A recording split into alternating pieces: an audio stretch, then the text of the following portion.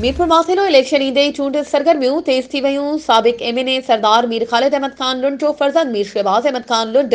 मीरपुर माथेलो ऐं भरपासे ॻोठनि में इलेक्शन के हवाले सां तूफ़ानी दौरा। उन सिलसिले में व्हाइट हाउस मीरपुर माथेलो में मीर शहबाज अहमद ख़ान लुंड यूसी छॾण यूसी ढांगरो जी अवाम सां इलेक्शन के हवाले सां अहम गॾिजाणी कई। गॾिजाणी दौरान यूसी चेयरमैन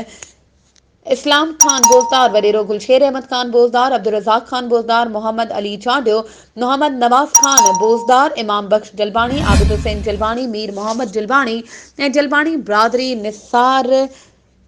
अहमद कल्होड़ो ऐं कल्होड़ा बिरादरी, हाजी मोहम्मद सालेह सियाल ऐं सियाल बिरादरी, कालू खान मार ऐं महर बिरादरी, हाजी मोहम्मद हयात गडाणी, गुलाम हैदर गडजाणी, मोहम्मद सुलेमान गडाणी ऐं गडाणी बिरादरी, इम्तियाज़ अहमद कोराई, अब्दुल रज़ाक कोराई, सलीम अहमद कोराई, सईद अहमद कोराई ऐं कोराई बिरादरी, राशिद कुलाची ऐं कुलाची बिरादरी, मीर हज़ार खान छॾण बिरादरी, अब्दुल रज़ाक मल्लाणो, मोहम्मद बख्श मल्लाणो ऐं मल्लाणो बिरादरी, बहादुर लगारी, अब्दुल सत्तार लगारी, अल्लाह बख्श लगारी, हाजी दादन लगारी ऐं